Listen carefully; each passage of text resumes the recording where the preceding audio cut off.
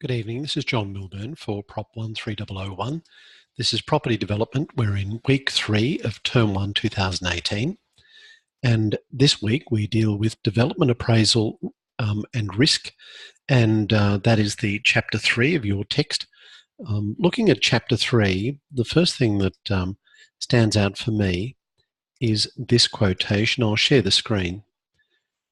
Assessing and evaluating the financial viability of a development constantly occurs throughout all stages of the development process.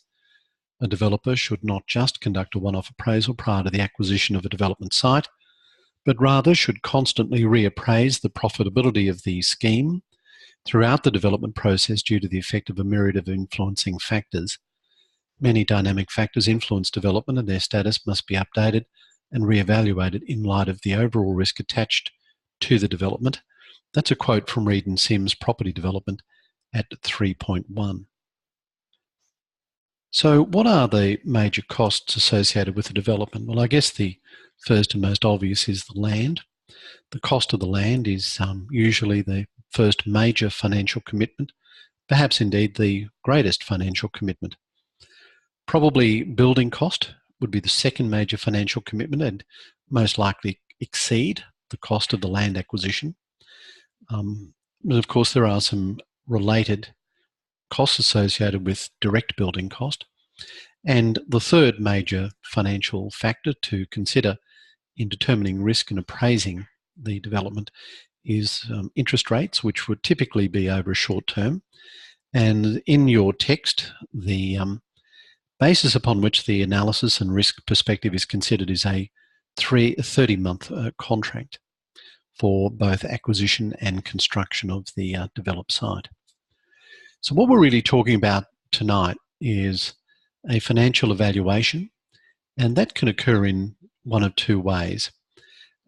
During the course of a financial evaluation, we're considering issues, of course, to do with time and cost, and we're considering that in the context of completing a property development. In short, it's pretty obvious, but it's important to bear in mind that property development takes a long time and it's an expensive process.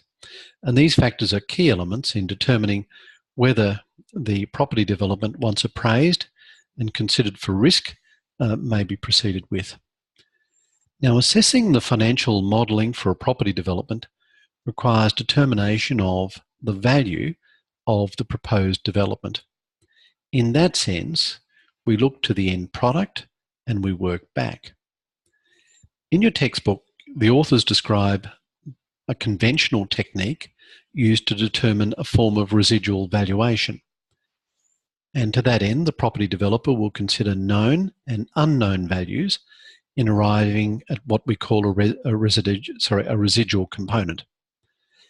As Reed and Sims explained at 3.2.1, the main variables in the model are the cost of the land, building construction, prevailing market rents and prices so as to determine an appropriate value for the completed product, interest rates, investment yield, which is the investment yield typically to the buyer of the development unless the developer is going to continue to hold the development once completed. And of course, all of that is a factor of time, which is described usually, and certainly in the textbook, in months. So, as mentioned, some of these variables are known, others are not known, or are subject to change.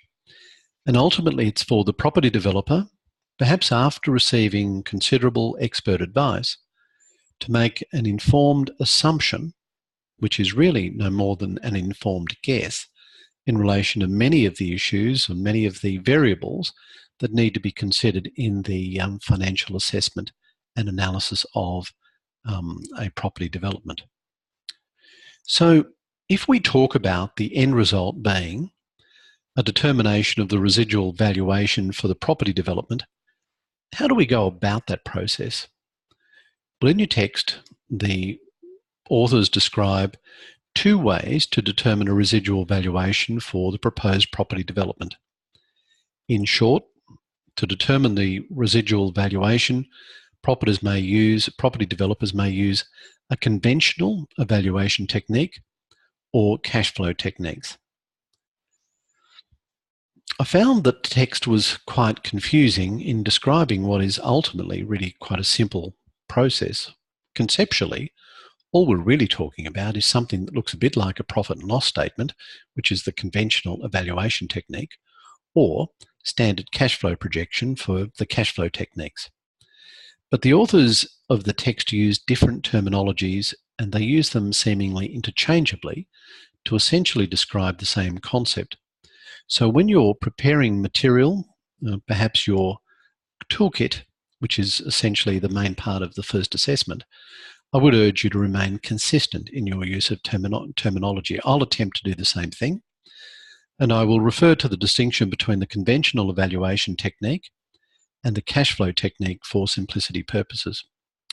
So at times during the chapter, the authors talk about the conventional evaluation technique as the conventional technique or the conventional approach, but they also refer to that approach as the conventional evaluation technique and refer to it as being the model for determining investment risk return and evaluation of profit risk return. Now they refer to the cash flow method technique as the technique for determining affordable land purchase price. Now the authors go on to talk about several cash flow techniques such as the discounted cash flow method and the net terminal approach method. We'll be applying a combination of all of those. So let's first talk about the conventional evaluation techniques. At 3.2.1, the authors describe this process. Now let me summarize it. Conventional techniques of identifying the various components of value in a proposed development are relatively straightforward, and they're based on a form of residual valuation. That is, what's the valuation of the product at the end of the day? Now, this type of model is designed to isolate individual components of the development, such as the level of risk and return for the land value or otherwise, and to assess known and unknown values. So the two primary types of residual valuation, firstly look at the final outcome, which is the first, and the second is calculating the investment risk return, which is the second.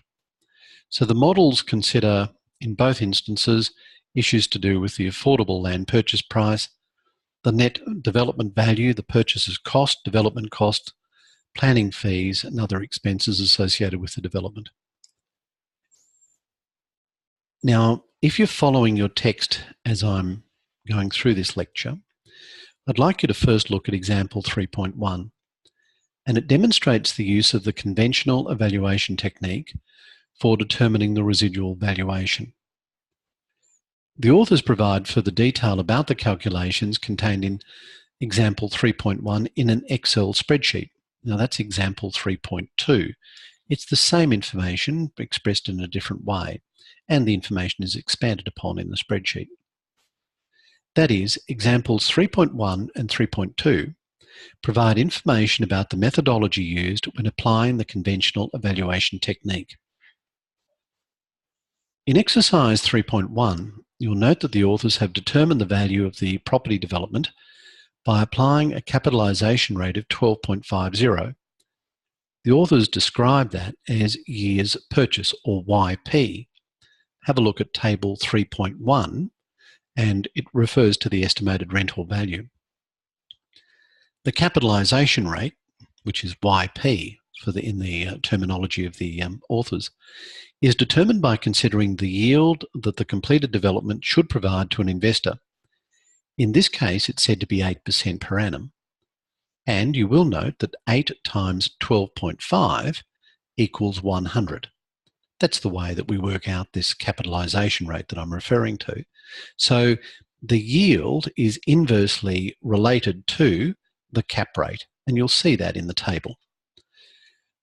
In each instance, multiply the yield by the capitalization rate, or the YP rate, as it's described, and it will result in 100. So you can determine the calculation rate, or the capitalization rate, by that formula. Or you can look at it this way: 100 divided by the yield equals the capitalization rate. The net development value is that figure less purchase costs such as transfer duty, agents' fees and legal fees. Now, example 3.3 in your text demonstrates the use of a conventional evaluation technique for determining the residual valuation. And the difference between example 3.1 and 3.3 relates to the cost of the land. In example 3.1, the authors assume that the value of the land is known. In this example, it's an English text. The land is £2,900,000. In example 3.3, the authors use the conventional evaluation technique to determine the maximum value that the property developer could pay or would be prepared to pay for the development land if the developer requires a minimum profit on cost of 20%. Now, in example 3.3, the calculations reveal that the property developer could achieve that profit level on purchasing the land for £4,365,000. So therefore, you will see that examples 3.1 and 3.3 use the same technique, that is the conventional evaluation technique, but do so from a different perspective. Example 3.4 uses the same information, however, it shows the information as a cash flow analysis, that is, over the life cycle of the development, which the authors nominate as 30 months. In example 3.4, the authors have provided a breakdown of the different costs horizontally and the total of the monthly costs vertically. And the authors simply add the monthly costs to the costs brought forward to give a new balance at the end of each month. Have a look at that example carefully, and you should hopefully follow what I'm saying. If not, don't proceed further until you've been able to identify and understand that concept. Replay this lecture to some degree until you're able to grasp that concept. Now, what you'll see is that the authors have worked on this 30-month life cycle, which is based on the expenditure associated with the property development. And in the notes, I've reproduced figure 3.1, which provides for the development timetable. And I'll just call that up on the screen now. Just sharing the screen. Hopefully this will work. And you'll see the development timetable with a note as to how it is that the authors come up with the 30-month period. Now, the second thing is cash flow technique. And I'll just pan down from the study guide where you'll see the summary of part 3.2.3, which relates to the discounted cash flow method. Now, the discounted cash flow method can evaluate different cash flow models.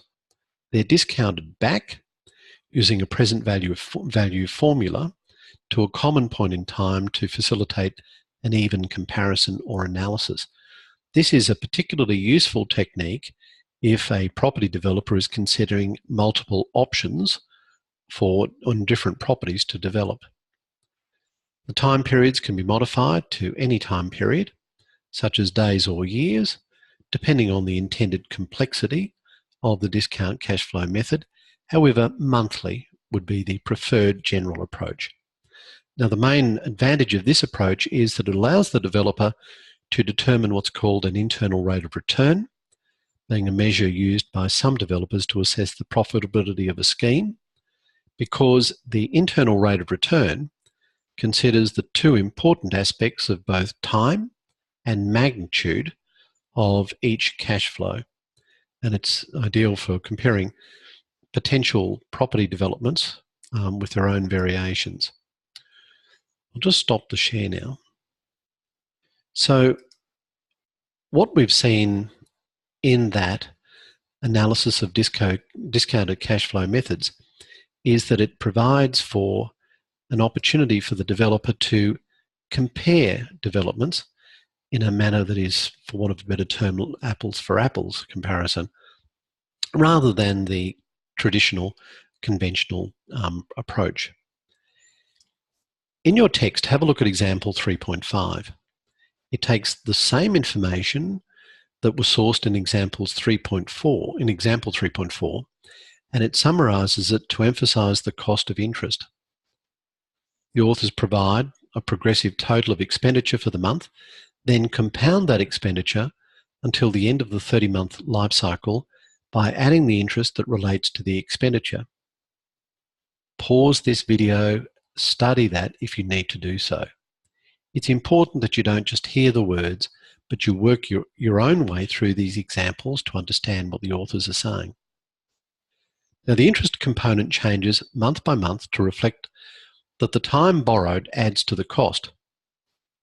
Have a look at the third column.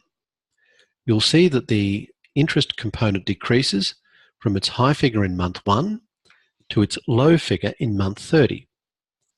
Essentially, the example demonstrates the real cost of the cash flow spent in any month when viewed from a month 30 perspective, looking back. Example 3.6 is where the authors present the information contained in example 3.4, but use a discounted cash flow approach. This means the authors have calculated costs looked at from today's perspective, that is the cost at the commencement of the property development. And using the discounted cash flow approach, the developers can conclude that based on the nominated interest rate of 0.68% per month, the cost of £230,000 in month 30 is the equivalent of the developer spending £188,000 in month 1. All of this ultimately comes back to the value and the yield that is available on that net development value. Now, an investment yield is the rate of return on investment, and a net yield is the return to an investor after costs, but not interest, is determined. A gross yield is the return before those costs. Remember that yield refers to income and not capital appreciation. Have a look at 3.2.1. Reed and Sims state that the term investment yield refers to the income return on the investment, which is usually expressed as an annual percentage based on the cost of the investment. In the notes, I've referred to a passage from page 85 of your text. I'll share the screen. We'll look at that passage, and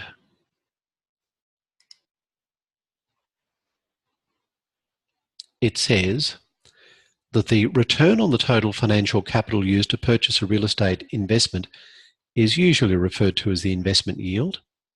Used in the process of assessing value, the investment yield is used to discount the future rental income stream in order to calculate the capital value of the development scheme in today's money. From the investment, a multiplier is derived that can be applied to the future income stream that is known as the year's purchase, YP in perpetuity. The YP is the reciprocal of the investment yield. Now, don't get too hung up about that terminology. As I explained, it's really just a matter of comparing the yield with the number of years for the purchase. The modelling approach is based on a snapshot of the current rental income, and you'll see there that in the worked example, if the future income is $500,000, for example, per annum, the investment yield is 5%, then that 5 divided into 100 calculates the YP, or the cap rate as I described it earlier, as 20. Often the value of the completed development is directly related to the investment yield. So it's important to understand those concepts and be able to apply those concepts that may have a direct bearing on your ability to obtain funding in relation to any mortgagee that you might approach. The investment yield is important to a property developer, whether the property developer intends to retain the completed development in full or in part, or dispose of all of the property. So if the property developer intends to retain the completed development and it costs $10 million to get to that stage of it being completed, the property developer, sorry, $1 million, the property developer would expect to receive $80,000 income generated from the completed development to satisfy the requirement for an 8% investment yield. Likewise, if the developer intends to sell all or part of the property development, then the sale price will reflect the yield to the investor accordingly. So where the investment yield is relevant, the value of the property is likely to be determined by reference to the rental income generated through leasing the completed development. That means the property developer will need to determine a fair market rental, which will be the major factor in determining whether to proceed with the property development that is proposed, and a factor in leasing the completed product. So you need to consider what is an appropriate lease value for the completed product. At 3.2.1, the authors say that the best source of information for the current rental is to consider comparable evidence based on recent lettings of similar properties in a close vicinity. I guess that's fairly obvious. But it is that comparable lease rate that will influence a prospective lender in terms of providing funding to your proposal if you need to obtain funding. And if you don't, it may be needed to satisfy shareholders, for example, or provide you with an appropriate manner of prudently investing. When it comes to determining the rental figure, it must consider the valuer must consider an appropriate rate per square metre against the net lettable area. So understand what is meant by the net lettable area, and bear in mind that in Australia, the Property Council of Australia, which is www.propertycouncil.com.au, produces publications called Methods of Measurement, which provide guidance to surveyors typically about the way in which to measure areas. Those publications are available, but they do cost. So investment yields are dictated by decisions of stakeholders in the property investment market, which compares the total value of the completed development and the total likely annual rent received. When you're working your way through this exercise of determining whether a proposed property development is feasible as part of your assessment process, you need to consider accurately, as best you can, the costs likely to be incurred in purchasing the land and developing it, and then marketing and selling it. So a property developer needs to provide a reasonable estimate of these things, as well as a reasonable estimate for their own profit, bearing in mind there must be an allowance for risk. In example 3.3, your authors look at the appraisal and risk perspective by providing a prospective property developer with a minimum profit on cost of 20%. Given the risk and difficulty associated with property development task, I would have thought that is a relatively modest figure. But when you're preparing your own spreadsheet for use in appraising a property development, you need to consider the usual and necessary costs associated with the acquisition and development, and we have listed those in the study notes. You'll need to consider the appropriate investment risk return, the land purchase, the costs, the development costs, planning fees, building fees, funding fees, finance costs, letting agents fees, promotion costs, sale costs, and of course there are always other development costs. So a prudent property developer must incorporate reliable information as input into the cash flow model. The level of reliability depends on the developer's experience and assumptions behind the sources of information for the development. The developer must use current and up-to-date rental value and accurate building costs to reflect income and expenses in every development. They must have a thorough understanding of the complexities of risk. That's an essential start for a successful developer. And risk is embodied throughout the property market and is the starting point for every analysis involving property. Thank you.